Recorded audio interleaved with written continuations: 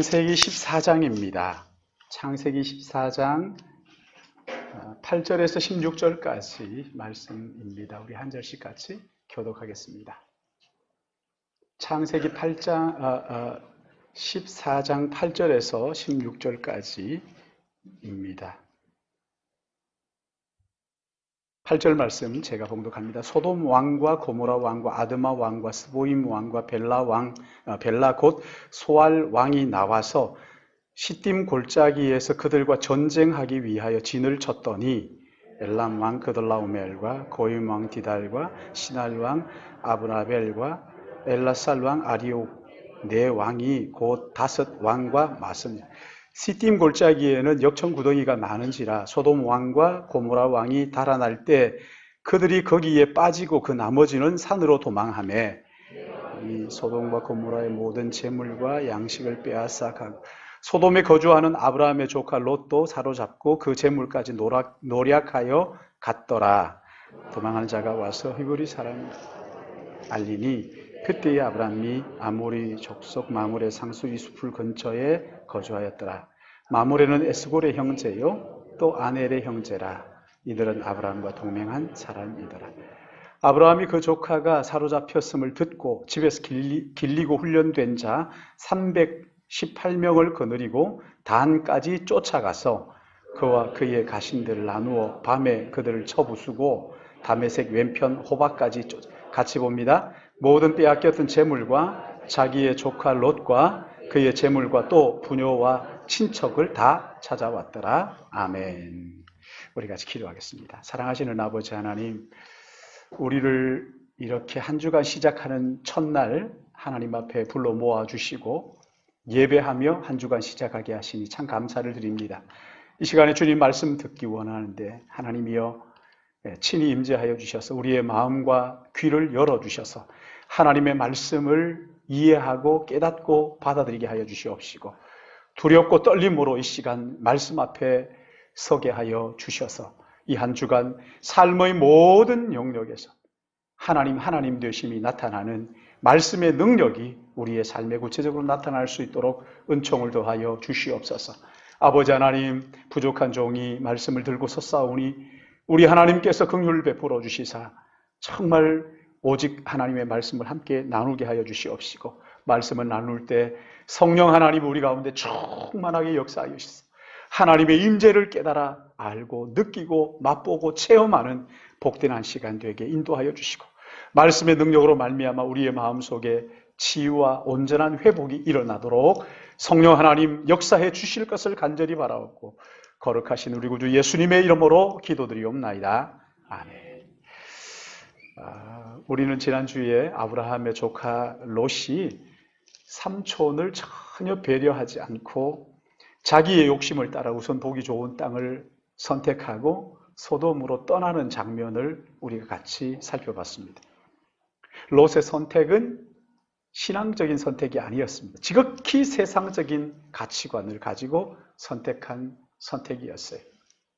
오늘 이게 본문에 보시면 그렇게 아브라함을 떠난 롯에게 갑자기 전쟁이 일어납니다.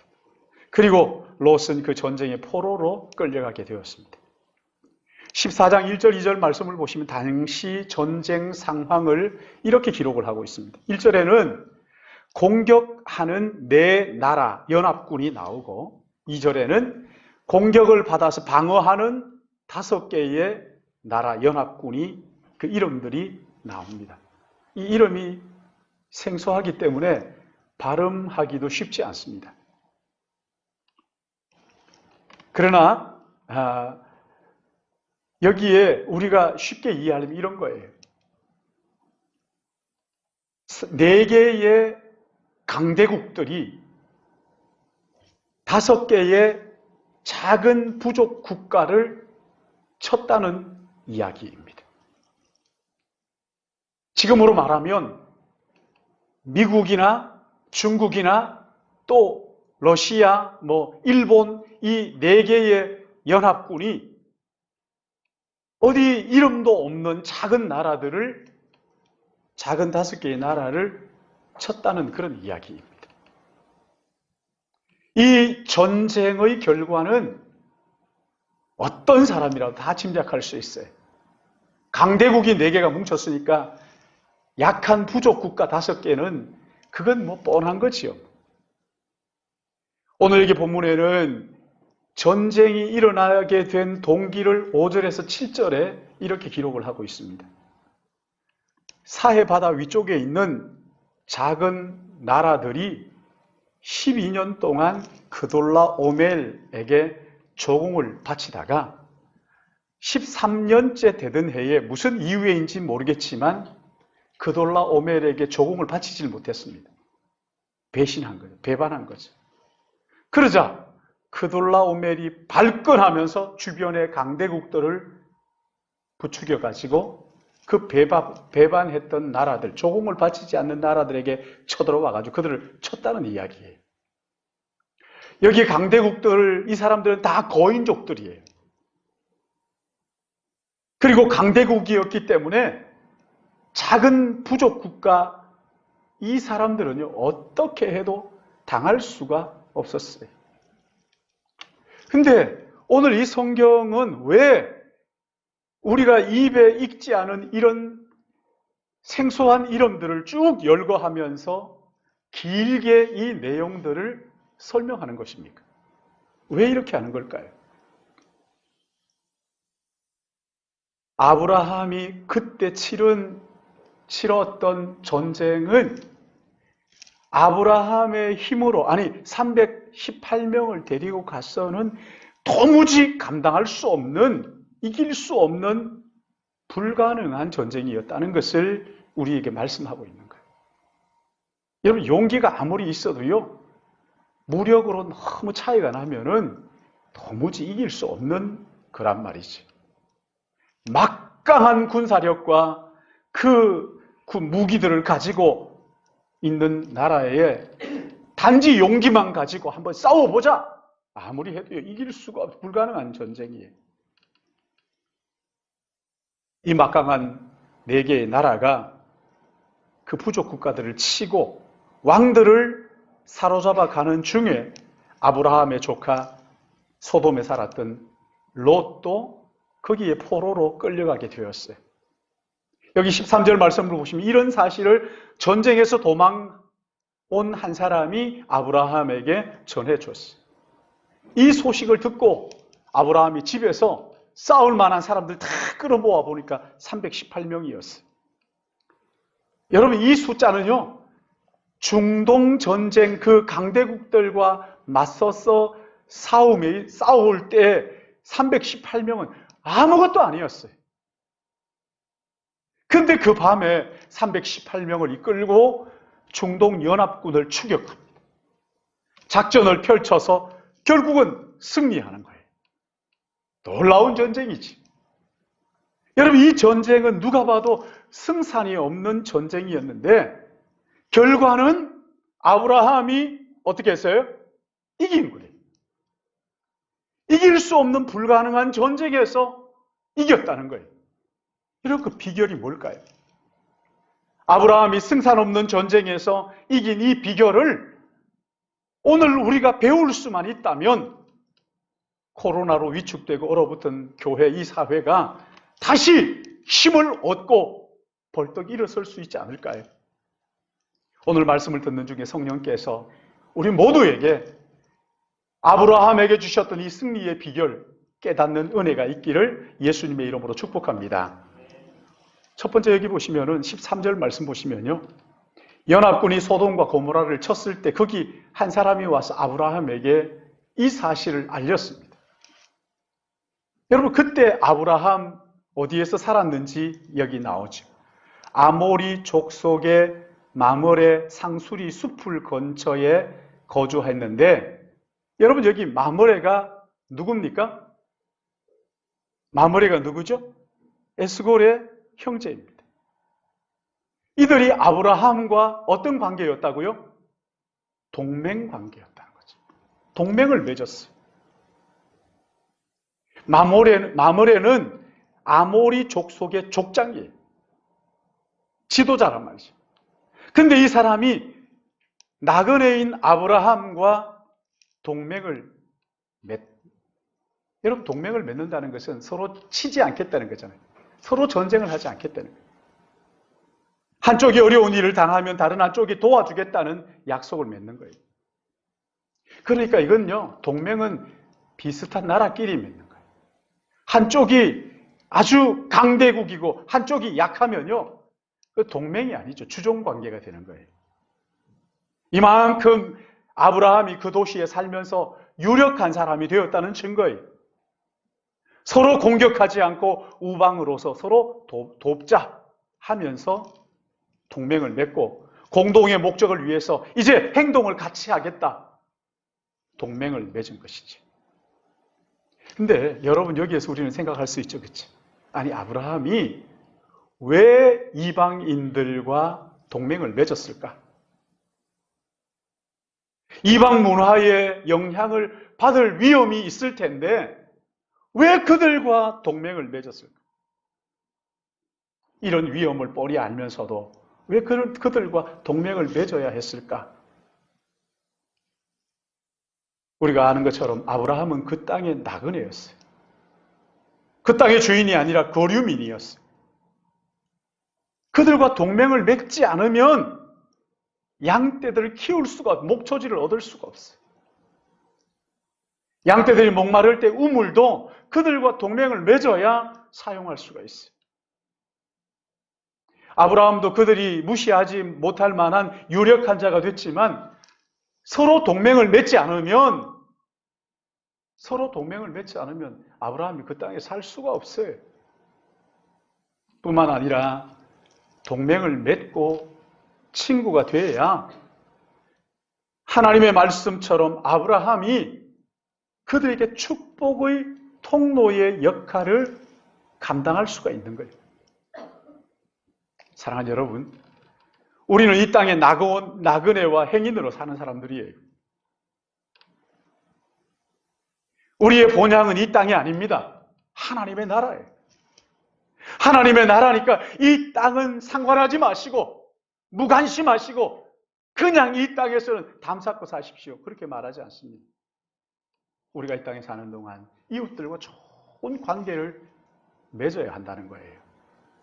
이웃에게 좋은 친구가 돼줘야 된다는 거예요.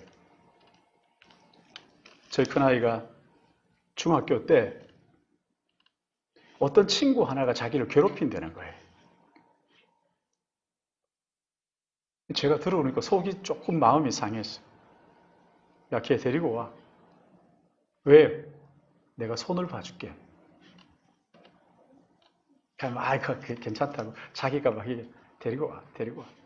데리고 오면 아빠가 피차 한 판 쏠 테니까 아주 큰 먹도록 큰 피차 쏠 테니까 걔 데리고 와라. 그리고 제가 얘기를 했죠. 너를 괴롭히는 친구가 있으면 가장 좋은 해결 방법이 뭔지 아냐? 그 친구를, 너를 괴롭히는 그 원수 같은 놈을 친구로 만들어. 그게 가장 좋은 해결 방법이야. 여러분, 우리는 머리 위에 북한을, 저 원수 같은 형제를 늘 머리 위에 두고 살잖아요. 서로 비방하고 욕하고 나만 가만 안 두겠다, 불바다를 만들겠다, 북한 뭐 어떻게 하겠다. 여러분, 이렇게 해가지고는요 답이 없어요. 서로 좋은 친구가 되어줘야 될 거 아닙니까? 친구로 만드는 거예요. 사랑하는 여러분, 우리는 이렇게 주일에 나와서 교회 예배를 드리고 하나님 말씀을 들어요. 우리 자녀들 봐요. 세상의 영향을 받고 세상 교육에 노출되어 있고 이 세상에서 발 딛고 살고 있어요. 이 세상을 등지고 살 수 없어요. 그렇다고 세상과 똑같이 닮아가라 이렇게 말할 수 없어요. 우리 이 땅에 축복하는 축복의 통로로 하나님의 부르심을 받았기 때문에 이 세상에 좋은 친구가 되어주는 것이 필요하단 말이에요. 좋은 친구가 되어줘야 돼요. 이 세상에 닮아가도록 만들 것이 아니라 정말 이 세상에 좋은 동맹을 맺고 친구가 되어주는 것이 우리 필요하다는 거예요. 우리나라에서 미국 트럼프 대통령을 뭐 거의 정신 이상자 수준으로 그렇게 다 봐요.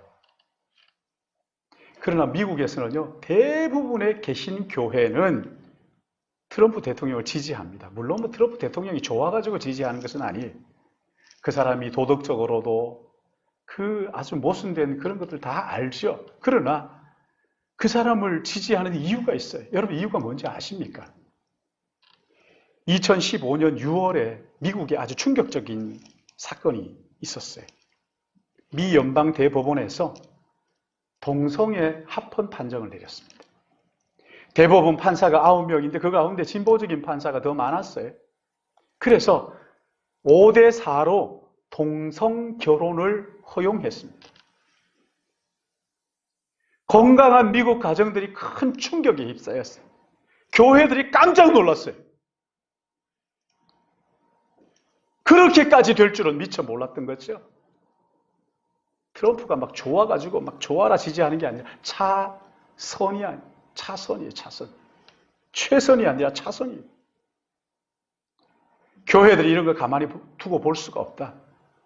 가정이 무너지는 것을 우리가 그냥 가만히 있을 수 없다. 그래서 일어선 거예요. 도덕적인 문제가 있음에도 불구하고 성소수자의 인권을 보호한답시고 건강한 가정이 무너지는 것을 그냥 보고만 있을 수 없다. 여러분, 그래서 교회가 일어선 거거든요.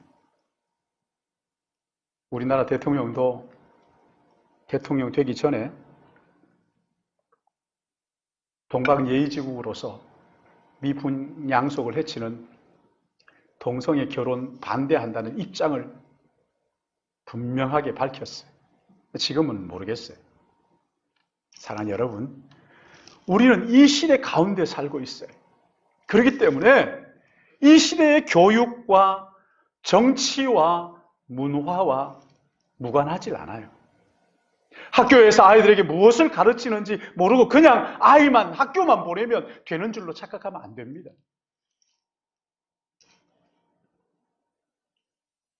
우리 아이들의 건강한 가정에 대한 이 꿈을 다치고 꺾일 수가 있어요. 제가 듣기로는 이게 정확한지는 모르겠는데 그 학교 교사하시는 분이 저한테 그러더라고요. 제가 물었어요. 성교육을 하는 사람들은 주로 어떤 선생님들이냐? 그러니까 그건 우리 정규 직원들은 아닙니다. 그래요? 그럼 어떤 직원? 기간제 직원들이라는 거예요. 계약직. 근데 이 사람들은 거의 대부분이 동성애를 옹호하는 편에 서 있는 교사들이라는 거예요. 깜짝 놀랐어요, 저는.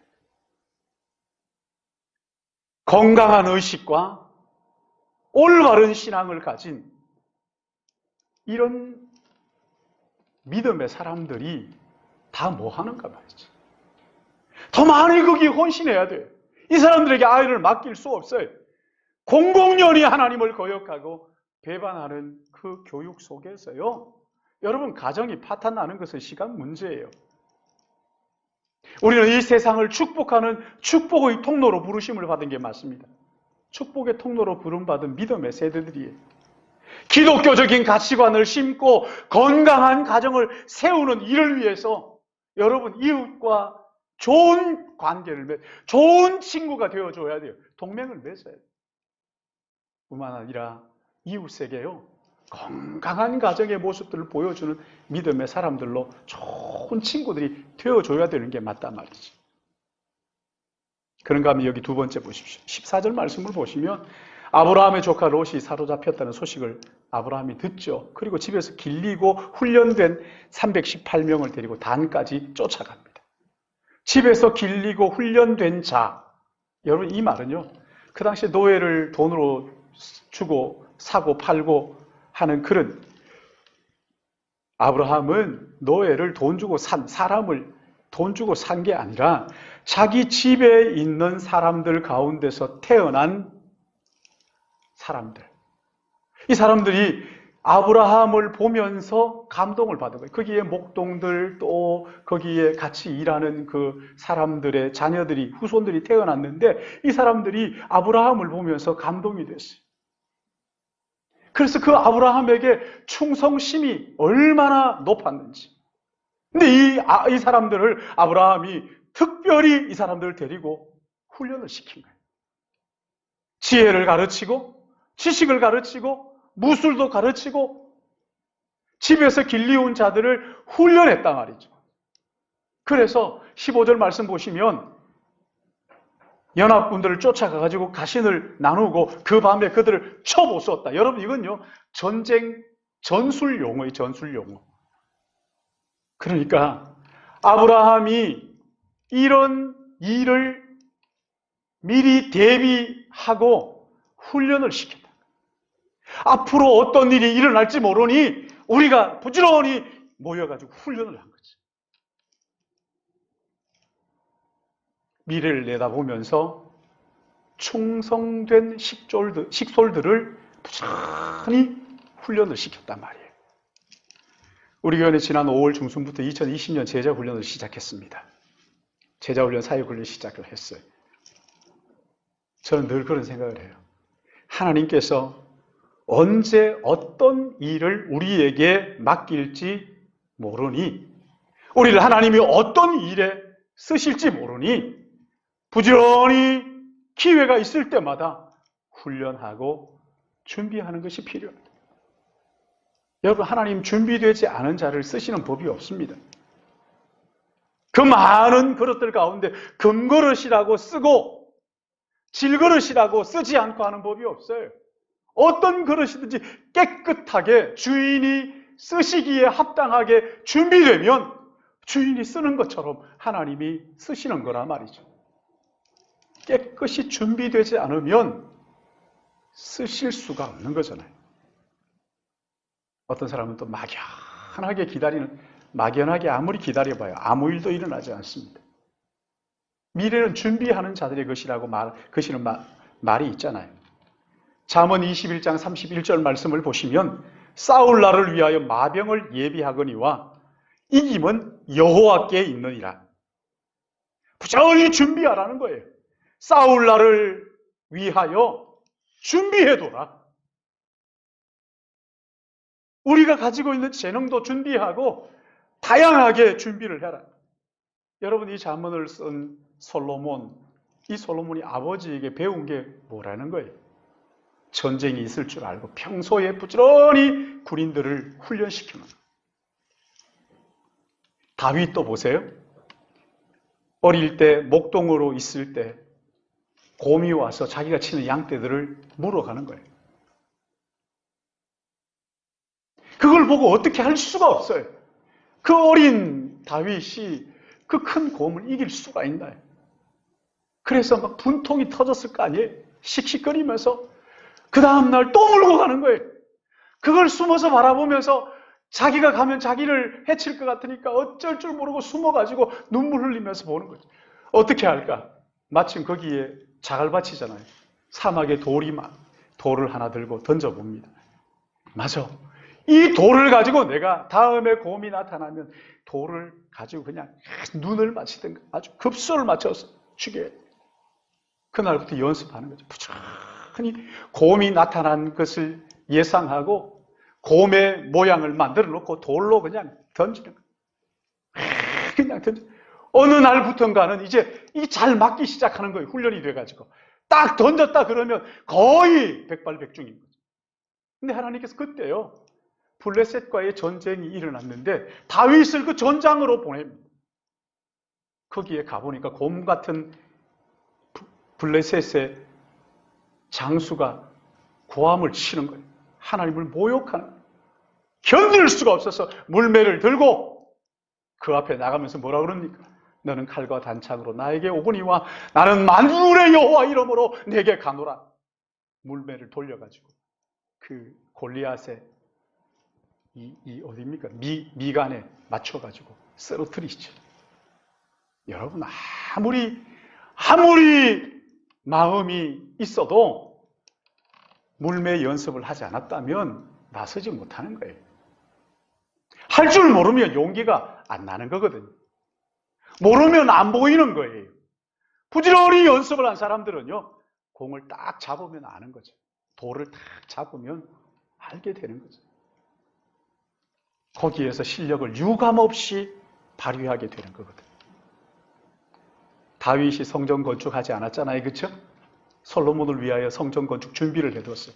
물품도 준비하고 사람들도 준비하고 돌도 나무도 재료들도 다 준비를 했어요. 준비를 해놓으니까 솔로몬이 그 아름다운 성전을 건축할 수가 있었던 거예요. 사랑하는 여러분, 우리는 주님이 오시는 그날까지, 그날을 기다리며 믿음으로 사는 사람들이에요. 우리에게 주어진 하루하루, 이 하루하루가 그냥 지나가는 게 아니에요. 주님 오실 날을 기대하면서 그 날을 위하여 준비하는 삶을 사는 사람들. 준비하고 있지 않으면 기회가 와도 기회인 줄 몰라요. 기회인 줄 알아도 붙잡을 수가 없어요. 날려버리는 거예요. 미리 준비해 둬야 다른 사람의 축복의 통로로 쓰임 받을 수도 있어요.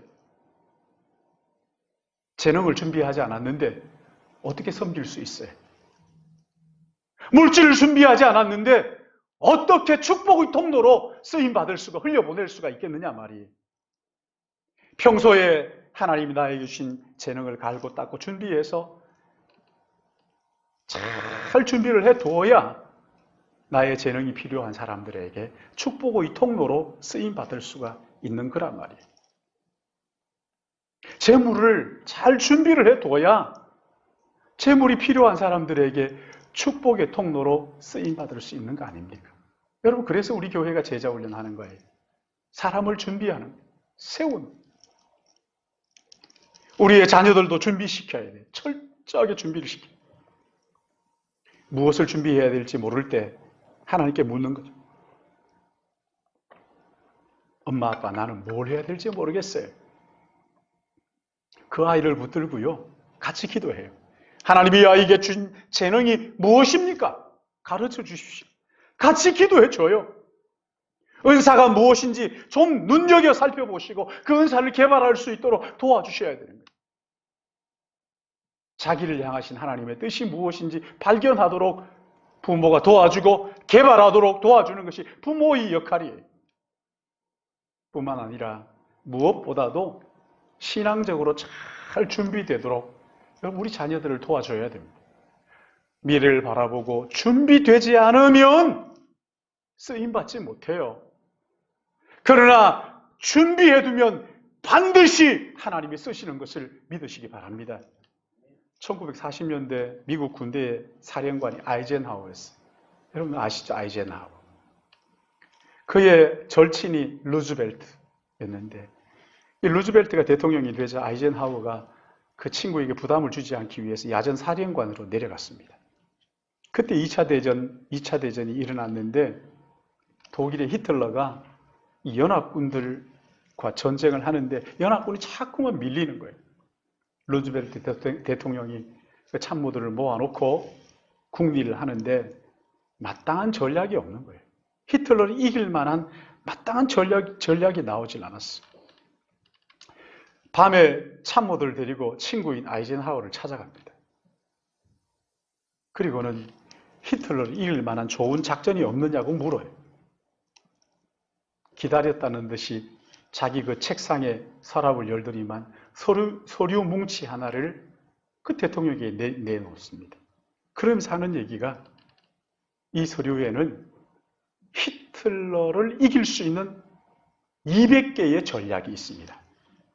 어느 전략을 선택하더라도 히틀러를 이길 수 있습니다.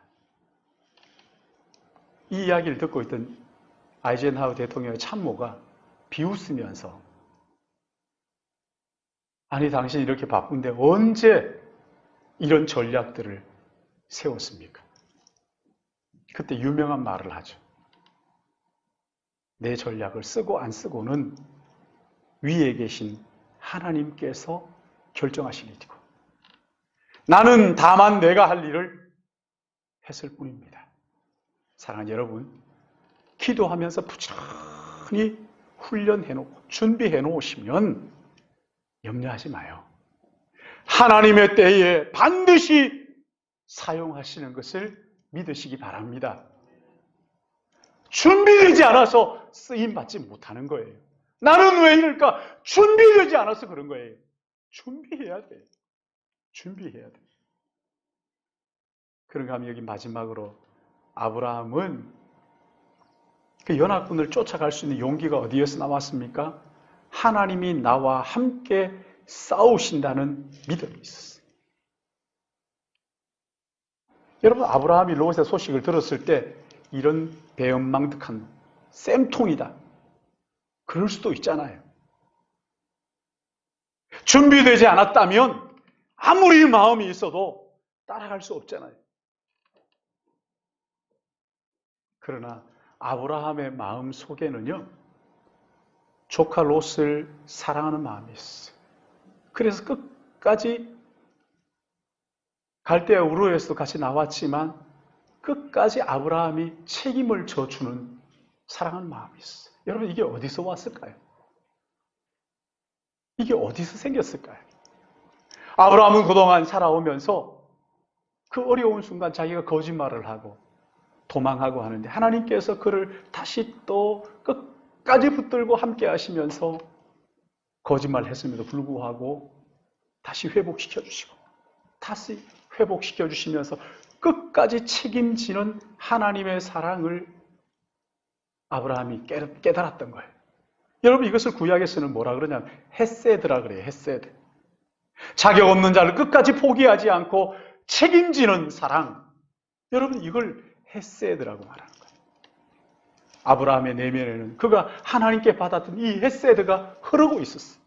그러니까 롯의 소식을 듣고는 집에서 길리고 훈련된 자들을 데리고 추격하며 거기에 달려갈 수가 있었던 것이란 말이에요. 어떻게 아브라함의 마음속에 그런 헤세드가 흐르고 있었다는 것을 그렇게 말할 수 있습니까? 하는 사람들이 있어요. 여러분, 아브라함이 전쟁에서 승리하고 돌아올 때 가장 먼저 한 일이 뭡니까? 그를 맞이했던 멜기세덱 제사장에게 전리품의 10분의 1을 드리면서, 10분의 1 드린다는 게 뭡니까? 우리가 여러분 11조 드린다는 게 뭐예요? 내 것 가지고 10분의 1 준다 이겁니까? 아니잖아요. 그렇죠? 내 모든 것은 하나님으로부터 왔습니다 고백하며 전쟁에서 승리한 이 말도 안 되는 전쟁에서 우리가 승리할 수 있었던 것은 오직 하나님의 은혜입니다 고백하면서 10분의 1을 드리면서 하나님께서 싸우신 여호와의 성전이 전쟁입니다라고 고백하는 것이 아브라함이 돌아와서 가장 먼저 한 일이라. 이 전쟁에 이기게 하신 일은 하나님이십니다 라는 그런 고백의 의미가 10분의 1을 드리는데 거기에 숨겨져 있는 거죠. 사랑하는 여러분, 우리가 우리를 바라볼 때, 여러분 자신을 바라볼 때 어떠세요? 아, 이만하면 뭐 괜찮지 뭐. 그러세요? 아니면 정말 한숨이 나오세요? 여러분 어떠셔요? 이 거대한 죄악된 세상 속에서 내가 얼마든지 이길 수 있겠다, 내 안의 힘 가지고 이길 수 있겠다는 용기가 생기세요? 아니면 계란으로 바위치기라는 이런 답답한 마음이 여러분의 마음속에 있으세요? 야, 우리가 이 세상을 어떻게 이길 수 있단 말이야? 여러분 그런 생각 들지 않으세요? 그러나 사랑하는 여러분, 우리 주님 우리에게 이렇게 말씀하셨어요. 너희가 세상에서 환난을 당한다, 환난이 없다, 만사형통한다 이렇게 말씀하지 않으시고 너희가 세상에서 환난을 당한다. 그러나 환난은 당하는 것이 끝이 아니라 너희들이 담대해야 될 이유는 내가 세상을 이겼기 때문이다. 할렐루야. 내가 세상을 이겼기 때문이다. 아브라함의 하나님이 나의 하나님이신 것을 믿는다면 우리도 얼마든지 죄악으로 가득 찬 이 세상을 이길 수 있다는 것을 믿으시기 바랍니다. 신약 성경을 보시면 구주께서 우리에게 이김을 주시려고 하늘 영광 보좌를 버리시고 친히 이 낮고 천한 이 땅에 오셨어요.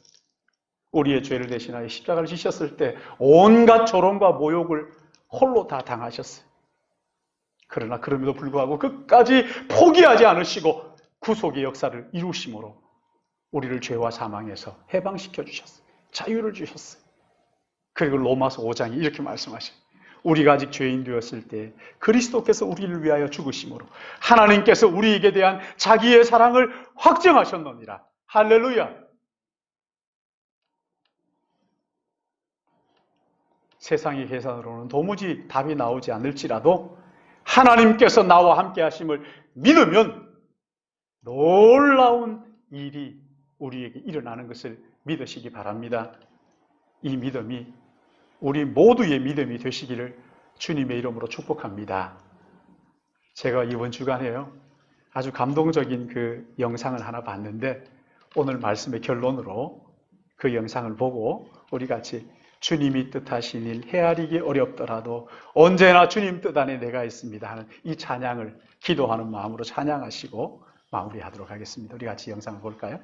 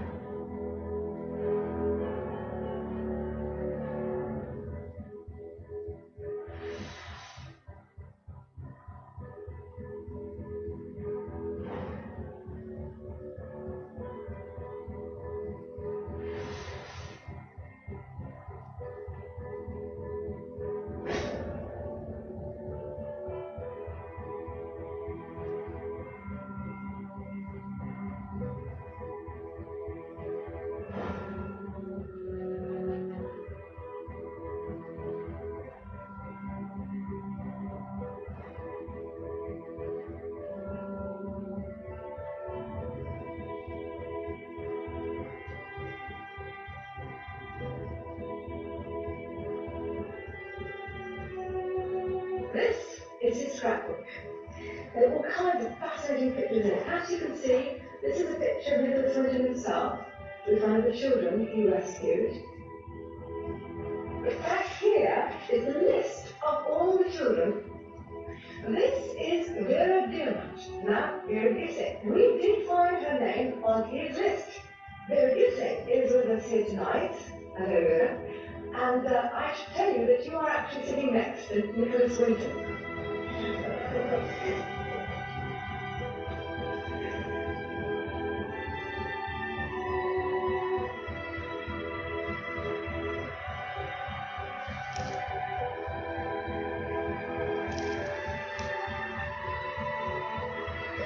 Is there anyone in our audience tonight who owes their life to Nicholas Winton? If so, would you stand up, please?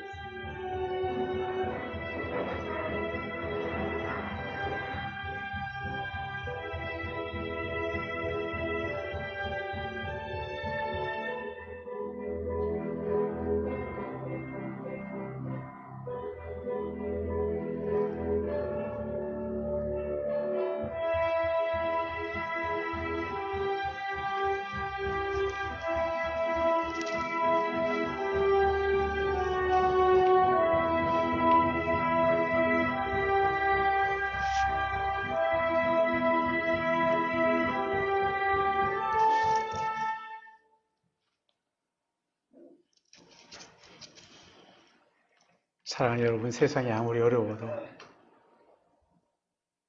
잃어버린 한 영혼을 찾아야 하는 교회의 이 사명 잊지 마시고 오늘 이 영상에처럼 한 영혼의 구하는 일을 위하여 준비하고 예비하고 그래서 하나님 앞에 쓰임받는 은혜가 여러분의 삶에 있기를 주님의 이름으로 축복합니다. 오늘 이거 생각하면서 우리 같이 찬양 하나 했으면 좋겠어요. 여기에 모인 우리 찬송가 620장을 보시면은 2절입니까? 주님이 뜻하신 일 헤아리기 어렵더라도 언제나 주 뜻 안에 내가 있음을 아노라. 사랑의 말씀들이 나를 더욱 새롭게 하나 때로는 넘어져도 최후 승리를 믿노라. 이 믿음 더욱 굳세라. 주가 지켜주신다. 어두운 밤에도 주의 밝은 빛 인도하신다. 우리 오늘 말씀을 생각하면서 이 찬양 기도하는 마음으로 드시겠습니다.